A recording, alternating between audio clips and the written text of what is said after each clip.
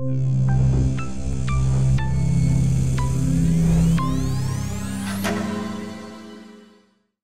안녕하십니까. 전 네이버 클라우드 플랫폼 솔루션 아키텍트 허창현이라고 합니다. 제가 오늘 여러분들한테 설명드릴 내용은 마이데이터 비즈니스를 위한 클라우드 기반 기술 및 구성이라는 주제로 설명을 드리려고 합니다. 이미 많은 금융사 그리고 여러 기업체에서 마이데이터를 위해서 여러 가지 기술적인 검토를 진행 중이실 텐데요. 일단 저희 네이버 클라우드 플랫폼에서도 마이데이터를 위해서 여러 가지 상품과 서비스를 준비를 하고 있습니다. 그래서 관련 내용에 대해서 설명을 드리도록 하겠습니다. 일단 본격적으로 설명하기에 앞서서 변화하는 데이터 관련 규정에 대해서 좀 설명을 드리도록 하겠습니다. 일단 2019년 1월 전자감독 규정 개정에 따르면 과거에는 금융권에서 중요 정보를 사용할 수가 없었는데 이제 개인 신용 정보를 이용 가능하게끔 되었습니다. 그래서 클라우드에서 중요 정보를 올릴 수 있다는 거고요. 근데 그냥 사용하는 게 아니라 클라우드 서비스 자체 안전성 평가를 진행을 해야 되고, 그리고 관계 당국의 클라우드 이용 보고에 대한 의무를 계속해서 진행을 하셔야 됩니다. 그리고 2020년 1월 데이터 3법이라는 게 나오게 되는데, 여기에 개인정보, 익명정보 외에 중요한 정보들이 나오게 됩니다. 바로 가명정보라는 개념인데요. 일단 이 가명정보라는 개념은 개인을 알아볼 수 없는 개념이긴 한데, 개인을 특정할 수는 없지만 여러 가지 부가적인 정보를 통해서 내가 어떤 데이터를 같이 통합해서 사용할 수 있는 그런 가명정보라는 개념이 도입되게 됩니다. 그래서 이 두 가지 변화된 걸 보면 클라우드에서 이제 중요 정보들을 올려서 사용할 수 있다는 거고, 하지만 유연하지만 강화된 보안을 대책을 수립해야 된다는 거고, 데이터의 활용성이 더 중대됐다는 얘기로 들릴 수가 있습니다. 그래서 이제 2021년도 들어서 이제 마이데이터 비즈니스를 위해서 여러 가지 준비들을 하고 계실 텐데, 보통 이제 고객사에서 내 개인 정보들을 보내겠다라고 동의를 하게 되면 마이데이터 사업자, 그리고 정보 제공자, 그리고 중개기관, 이런 여러 개의 업체들끼리 데이터를 주고받게 됩니다. 근데 과거에는 이 데이터를 주고받기 위한 절차가 API 방식이 아니라 어떤 데이터를 스크래핑 해오거나 크롤링 해오거나 이런 방식으로 진행이 됐는데, 이제 개인 신용정보 전송 시 규격화된 API에 따라서 안전하게 전송할 수 있는 방식이 필요하게 됩니다. 그리고 이제 이렇게 수집한 개인 정보들을 분석해서 고객한테 다시 서비스를 제공할 수 있어야 될 거고요. 그리고 기술적으로 또 물리적으로 그리고 관리적으로 여러 가지 보호 대책을 마련해야 됩니다.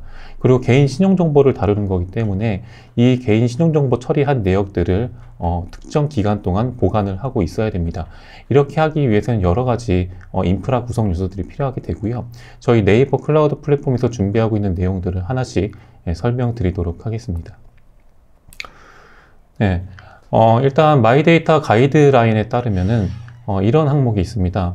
내부 통신망과 연결된 내부 업무용 시스템은 인터넷 등 외부 통신망과 분리 차단 및 접속 금지 라는 항목이 있는데, 내부 업무용 시스템은 인터넷이 되면 안 되고 폐쇄적인 망에 있어야 된다는 겁니다. 그래서 저희 네이버 클라우드 플랫폼에서는 네이버 클라우드 플랫폼 안에 논리적으로 분리된 네트워크망, 그러니까 VPC라고 불리우는 네트워크망을 구성하실 수가 있고요. 그 외에 이제 그 안에 인터넷을 접속하기 위해서는 퍼블릭 서브넷을 구성하실 수가 있고, 네, 폐쇄적인 망을 구성하기 위해서는 프라이빗 서브넷 망을 구성하실 수가 있습니다. 이 프라이빗 서브넷 망 안에 있으면 인터넷이 되지가 않고, 접속하기 위해서는 어떤 베스천 호스트 등을 통해서 접속을 하셔야 됩니다. 그래서 이 프라이빗 서브넷 구성을 하게 되면 외부와 접근이 아예 차단이 된다고 보시면 될 것 같고요. 그 외에 이제 서브넷 단위의 네트워크 인바운드, 아웃바운드에 대한 제어를 하기 위한 네트워크 ACL 같은 기능, 서버 단위로 인바운드, 아웃바운드 채권 제어 가능한 ACG 같은 기능들을 사용해서 더 안전하게 사용하실 수가 있다는 거고, 혹시라도 인터넷을 접속하게 되면 IDS, IPS, 안티디도스, 와프, 안티바이러스 이런 시큐리티 모니터링 상품을 통해서 더욱더 안전하게 사용하실 수 있는 환경을 제공해드리고 있습니다. 그리고 다음 항목은 정보 제공자가 금융회사인 경우 중개기관과의 연결 시 반드시 전용선 및 이에 준하는 연결을 하여야 한다라는 항목이 있습니다. 여기서 이제 중개기관에 가지고 있는 어떤 데이터 센터가 있을 수 있고요. 아니면 여러분이 보유하고 있는 고객 데이터 센터가 있을 수 있습니다. 이 데이터 센터와 클라우드 간에 연동하기 위해서는 안전한 연결을 해야 되는데, 그 안전한 연결을 하기 위해서 전용선을 통해서 연결하는 방법이 있을 수 있고요. 아니면 인터넷망을 통해서 연결하는데 시큐어한 터널, 안전한 보안 채널을 통해서 IPsec VPN을 통해서 연결할 수 있는 방법 두 가지 이렇게 제공해 드리고 있습니다. 그래서 IDC하고 안전한 연결을 하기 위해서 전용 외선, 그리고 IPsec VPN 이런 걸 통해서 연결할 수 있다는 거고, 각각에 대해서 제가 초반에 설명드린 것처럼 논리적인 망분리 구성을 할 수 있다라고 말씀드렸는데, 이 논리적인 망분리를 보통 개발 VPC, QA, 테스트 VPC, 그 다음에 운영 VPC 뭐 이런 식으로 구성을 해 놓으실 겁니다. 그리고 나서 내가 연결할 VPC와 그 다음에 전용선, 내가 연결할 VPC와 IPsec VPN 이런 식으로 선택적으로 구성을 하실 수 있다는 장점이 있고, 각각에 대해서 VPC 구성을 하셨으면 이 VPC 구성과 VPC 간의 통신을 하기 위해서는 VPC 피어링이라는 기능을 통해서 연결하실 수도 있습니다. 그리고 다음 항목은 외부에서 개인 신용정보 처리 시스템 접속 시 안전한 접속 수단 또는 안전한 인증 수단을 적용하여야 된다라는 겁니다. 저희 네이버 클라우드 플랫폼에서 접속하기 위해서는 저희 콘솔이 있고, 또 아니면 여러분들이 콘솔에서 생성한 서버들이 있을 겁니다. 저희 콘솔에 접속하기 위해서도 SSL VPN을 통해서 ID 패스워드뿐만 아니라 SMS를 통해서 2차 인증을 통해서 접속이 가능해야 하고요. 그리고 서버에 접속할 때도 SSH 터널 통해서 뿐만 아니라 SSL VPN을 통해서 ID 패스워드 외에 SMS를 통해서 인증을 받고 들어가실 수가 있습니다. 그리고 이것과 관련된 여러 가지 사용자들은 서버 어카운트라는 기능을 이용해서 사용자 역할별 권한 관리가 가능하도록 또 기능을 제공해 드리고 있습니다. 그 다음 항목은 이제 어떤 데이터, 개인 신용정보 처리를 했으면 그거에 대한 처리 일시, 처리 내역, 이런 로그 등을 최소 3년간 보관을 해야 하는데, 저희가 로그를 수집할 수 있는 또 여러 가지 상품들과 보관할 수 있는 상품들을 제공하고 있습니다. VPC 안에 뭐 여러 가지 VM들이 구성이 되어 있을 거고요.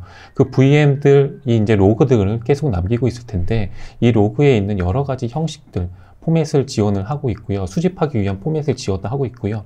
그 상품이 바로 클라우드 로그 애널리틱스라는 상품을 통해서 데이터를 수집을 하고 있습니다. 그래서 다양한 종류의 로그 수집하고 보관이 가능하고요. 그리고 클라우드 로그 애널리틱스를 통해서 내가 데이터를 좀 장기간 보관하고 싶다라고 하면 오브젝트 스토리지나 아카이브 스토리지를 통해서 데이터를 좀 더 싼 가격에 안정적으로 보관할 수 있는 기능도 제공을 하고 있습니다. 그리고 이제 가용성 보장을 위한 시스템 구축 및 운영이라고 되어 있는데, 여러분들이 보통 이렇게 말씀하시죠. DR 구성, 그리고 HA 구성. 고가용성 구성이 가능해야 되고요. 그리고 물리적으로 떨어져 있는 IDC 안에서 한 IDC가 장애가 발생했을 때 다른 IDC에서 서비스가 가능해야 됩니다. 그래서 저희 네이버 클라우드 플랫폼에서는 2개의 존을 제공을 하고 있고요. 그래서 FKR1 존, 그 다음에 FKR2 존, 이렇게 2개의 존을 제공하고 있고, 각각이 하나의 VPC로 묶여지게 됩니다. 하나의 VPC로 묶여지게 되고, 각각의 존에는 여러 가지 여러분들이 구성한 서브넷 단위로 구성이 되게 되고요. 그리고 웹 서비스를 하기 위해서 로드 밸런서를 통해서 이제 서비스를 아마 부하 분산을 하실 텐데, 이 로드 밸런서를 통해서 퍼블릭 서브넷에 있는, 아니면 프라이빗 서브넷에 있는 여러 가지 서버들과 연결이 가능하게 되고요. 이 로드 밸런서를 통해서 부하 분산이 가능하기 때문에 만약에 FKR1이 죽어도 FKR2에서 계속해서 서비스를 영속적으로 진행을 하실 수가 있습니다. 그리고 백업 관련된 상품을 제공해 드리고 있는데, 이 백업 상품은 한 서버에 있는, 아니면 어떤 데이터베이스에 있는 백업 데이터들을 다른 물리적으로 떨어진 위치에다가 소산 백업하는 기능도 역시 제공을 하고 있습니다. 그리고 제가 앞서 잠깐 설명드렸었는데, 이제 스크린 스크래핑이 금지가 됩니다. 21년 8월 4일부터. 그래서 API 방식으로 고객의 개인 신용정보를 본인 신용정보 관리 회사에 직접 전송하여야 한다. 라는 게 있는데요. 이것을 이제 처리하기 위해서 이제 수많은 API, 그러니까 HTTP 통신을 처리할 수 있는 인프라 구축이 필요하게 되고요. 그 다음에 이 요청들이 적을 때는 또 문제가 없을 텐데, 요청이 많아지면 또 확장성에 대해서 고려를 계속해서 해 나가셔야 됩니다. 그리고 아무나 우리가 만든 API 접속하면 안 되기 때문에 IPACL이나 여러 가지 접근 제어에 대한 내용을 고려를 해보셔야 될 수도 있고요. 또 너무 많은 요청이 잇따라 보면 또 백엔드 단에 이제 서버가 문제가 발생할 수 있기 때문에 트래픽에 대해서 스로틀링 제어를 해야 될 필요성도 있을 겁니다. 예, 그리고 API 호출에 대한 모니터링도 당연히 필요하고 안전한 사용자 인증 관리가 또 필요합니다.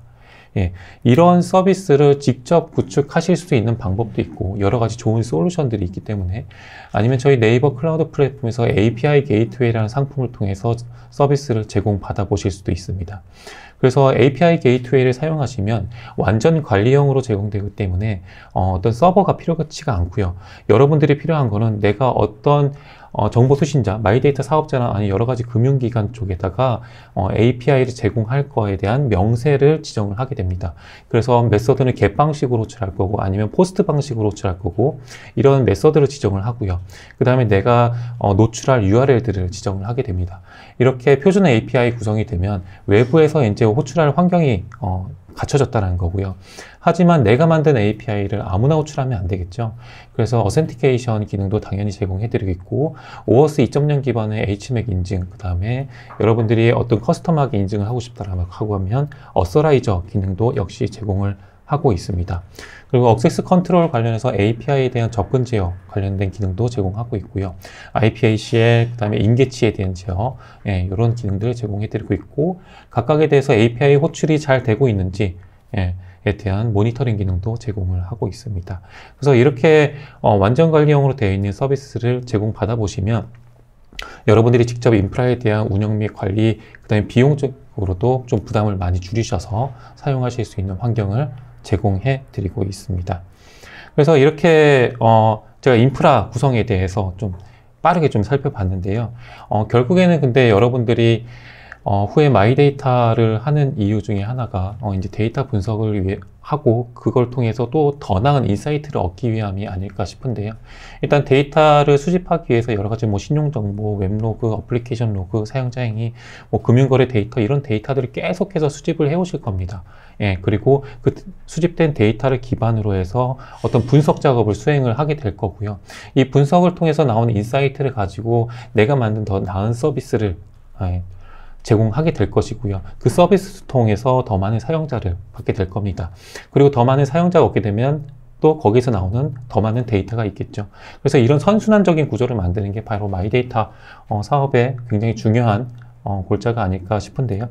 저희가 이런 분석을 위한 또 여러 가지 다양한 상품들을 제공을 하고 있습니다.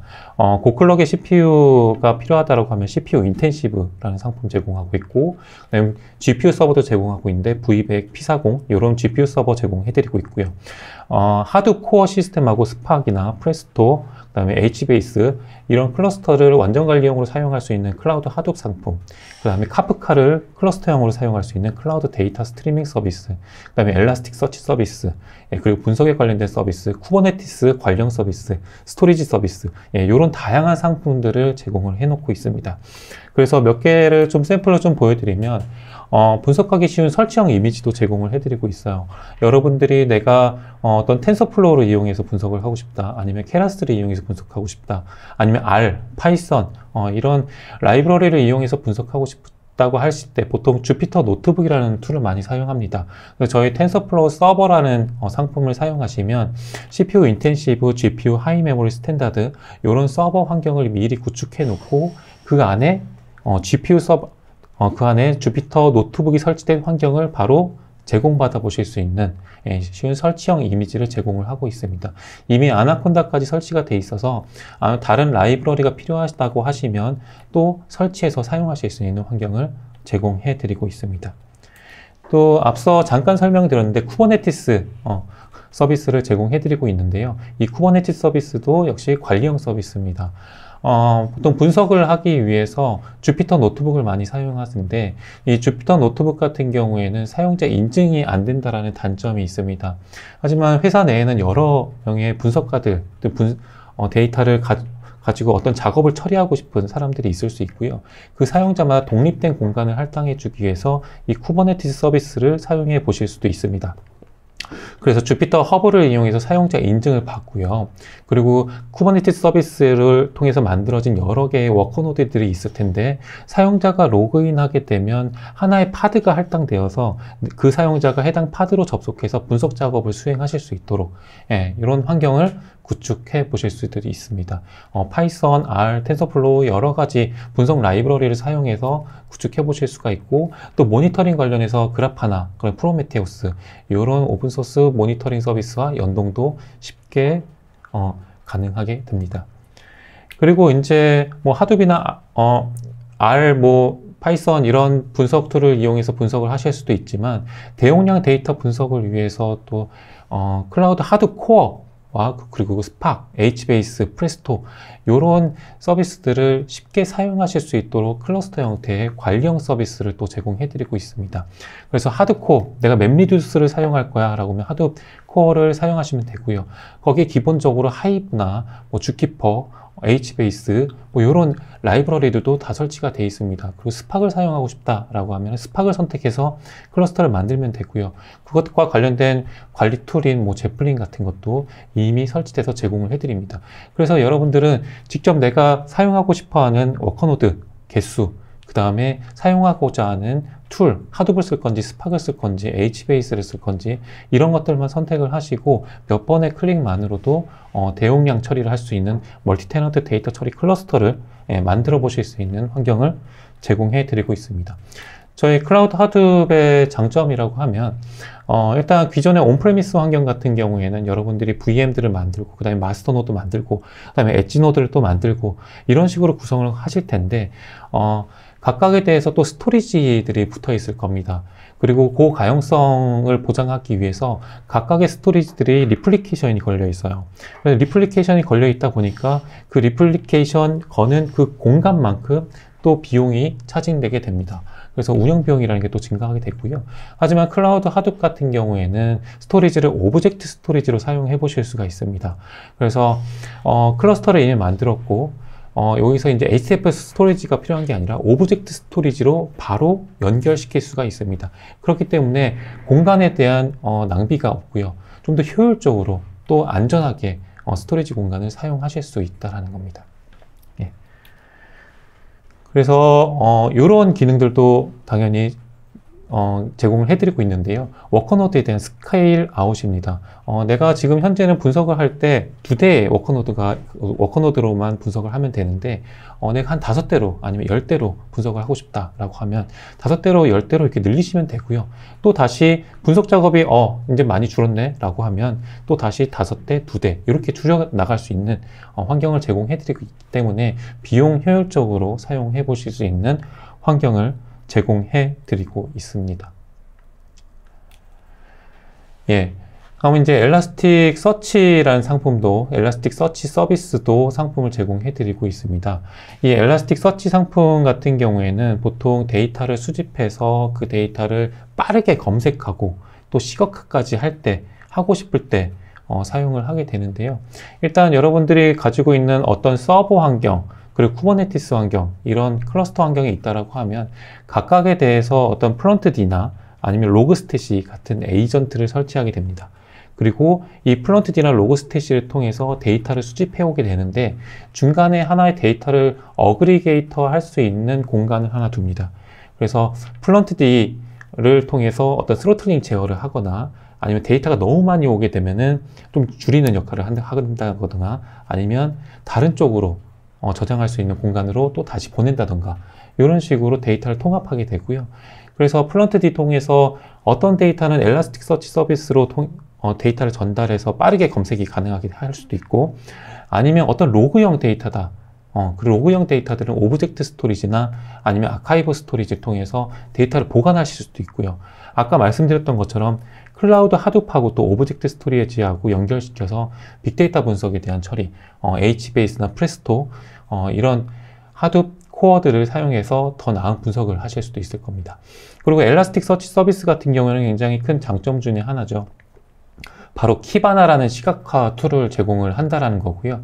그래서 엘라스틱 서치를 통해서 RESTful한 API 통해서 데이터를 빠르게 검색을 받아 보실 수도 있지만, 키바나하고 바로 연결이 되기 때문에 시각화 기능까지 사용을 해 보실 수가 있습니다. 이제 제가 여러분들한테 좀 설명드릴 내용들은 대략적으로 분석에 대한 내용, 그 다음에 저희가 상품 제공해드리는 상품에 대한 내용들을 좀 설명을 드렸는데요. 레퍼런스 아키텍처를 제가 몇 가지를 가져왔습니다. 이 레퍼런스 아키텍처를 통해서 실제로 어떻게 구성할 수 있는지에 대한 내용들을 좀 설명드리도록 하겠습니다. 일단 구간은 이렇게 나눠져 있을 거예요. 어떤 인터넷 구간. 여러분들이 어떤 API를 가져오는, API를 통해서 데이터를 가져오는 구간이 있을 거고요. 그리고 또 여러분들이 가지고 있는 어떤 데이터들을 또 제공을 해줘야 됩니다. 그렇게 하기 위해서 또 표준 API를 통해서 제공을 하셔야 되고요. 그런 공간들이 인터넷 구간에서 이루어지게 되는 거죠. 그리고 여러분들이 가지고 있는 저희 네이버 클라우드 플랫폼에서 제공해드리고 있는 퍼블릭 클라우드 구간이 있을 겁니다. 그리고 여러분들이 중요한 데이터들 가지고 있는 기존에 보유하고 있는 데이터 센터라는 게 있을 겁니다. 그래서 인터넷 구간과 퍼블릭 클라우드 간의 데이터를 연동하기 위해서는 2021년 8월부터는 표준 API를 통해서 제공을 해야 된다라는 겁니다. 그래서 여러분들이 어떤 데이터를 가져오실 때, 어떤 금융기관 쪽에서 데이터를 가져오실 때도 어떤 수집 시스템이라는 게 있어야 될 거고요.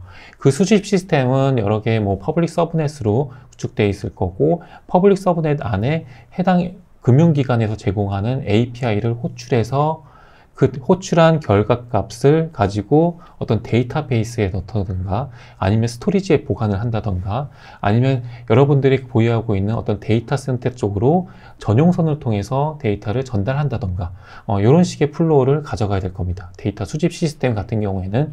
그리고 송신 시스템 같은 경우에는 여러분들이 가지고 있는 데이터를 누군가한테 이제 제공을 해야 되는 거죠. 그렇게 하기 위해서는 API를 당연히 제공해 드려야 되는데, 제가 앞서 설명드린 것처럼 API 게이트웨이 같은 상품을 사용하실 수도 있고요. 아니면 여러분들이 어떤 솔루션이 있다라고 하면 해당 솔루션을 서버에다가 설치해서 퍼블릭 서브넷을 통해서 제공을 하실 수도 있을 겁니다.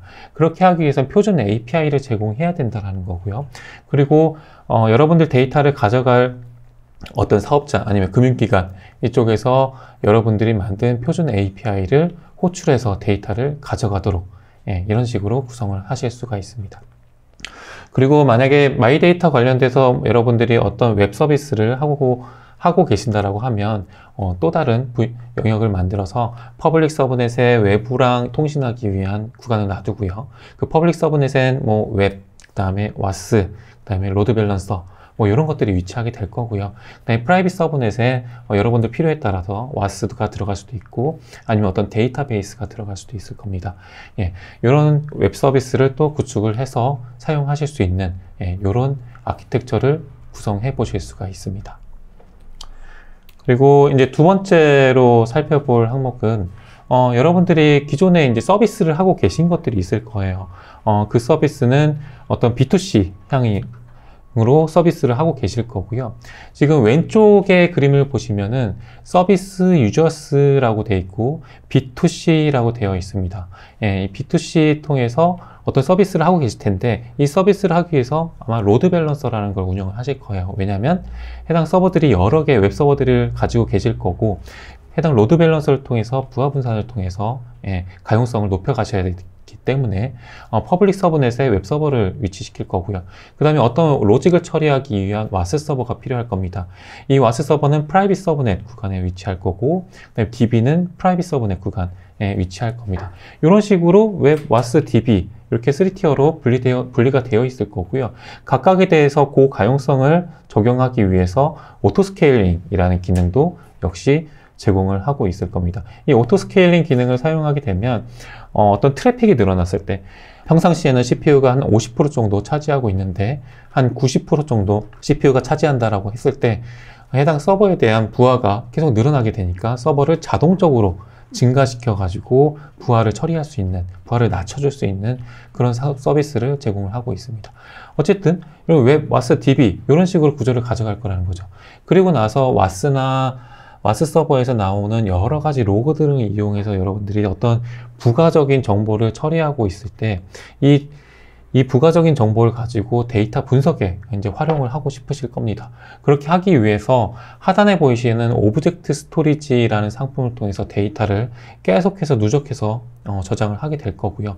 이 오브젝트 스토리지 안에 있는 데이터를 기반으로 해서 여러분들이 CPU 인텐시브 서버, 아니면 GPU 서버, 아니면 앞서 설명드린 것처럼 클라우드 하드 클러스터, 이런 클러스터들을 붙여서 여러분들이 분석 작업들을 계속 수행을 하실 거예요.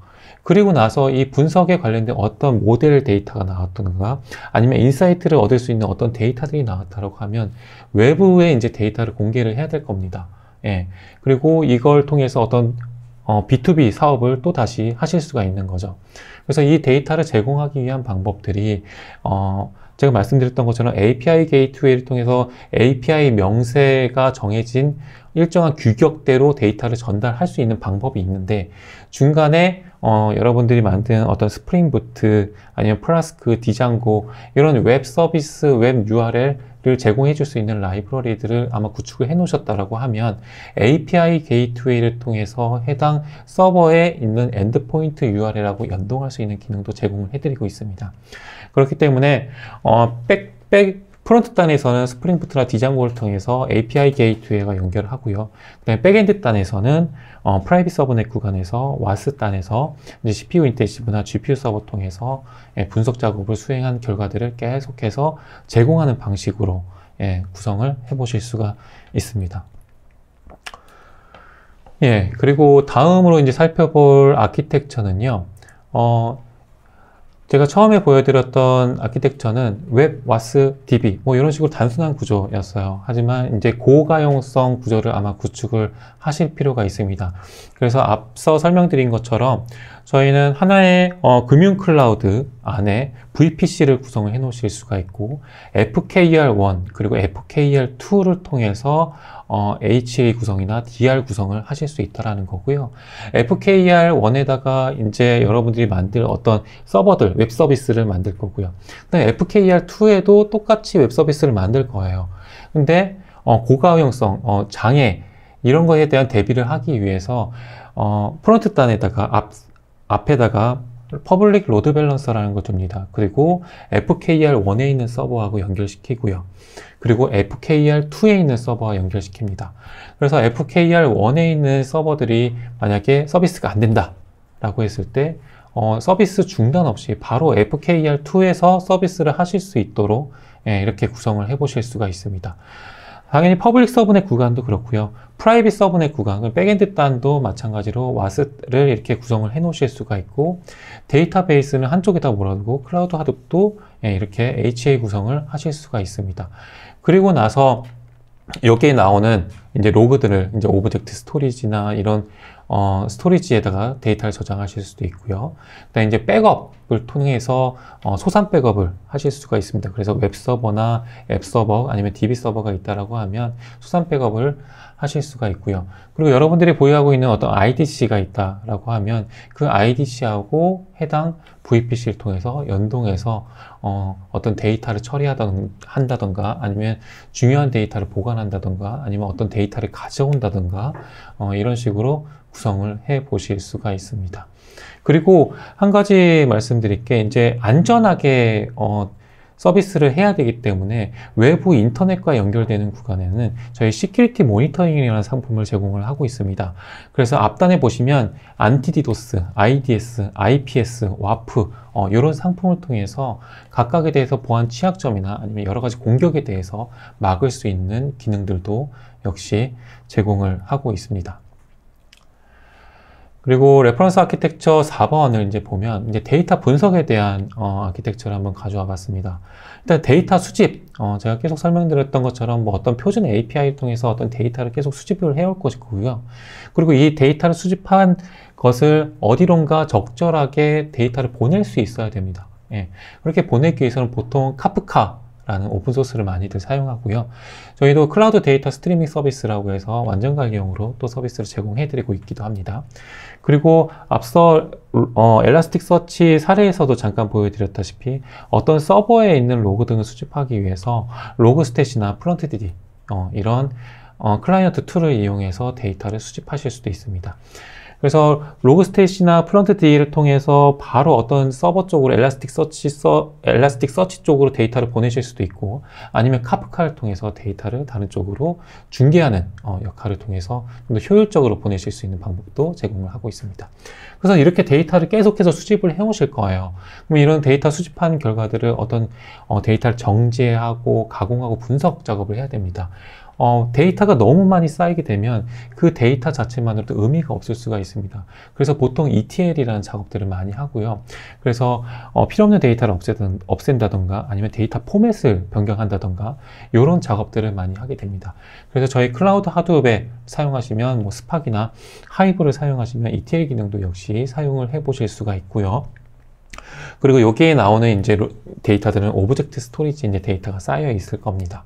그리고 이제 하드웹을 통해서 분석된 데이터들을 다시 엘라스틱 서치 통해서 키바나를 통해서 시각화까지 활용을 한다던가 아니면 클라우드 DB랑 연결시켜서 데이터를 데이터베이스 환경에다 저장을 한다던가 아니면 클라우드 하드웹에 또 다른 하드 코어에다가 저장을 한다던가 HBase에다가 저장을 한다던가 이런 식으로 추출된 데이터들을 다시 저장하는 절차를 거치게 되고요.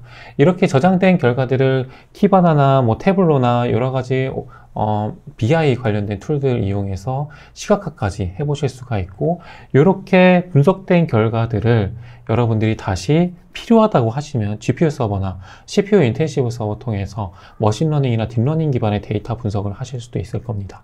그래서 이렇게 분석된 데이터들을 이제 외부에 제공하기 위해서 웹와스 DB 웹와스 이런 식으로 아니면 또 앞단에 API 게이트웨이를 둬서 제공한다던가 이런 식으로 웹 서비스를 제공을 해 보실 수가 있습니다. 그래서 제가 레퍼런스 아키텍처까지 좀 간략하게 설명을 드렸고요.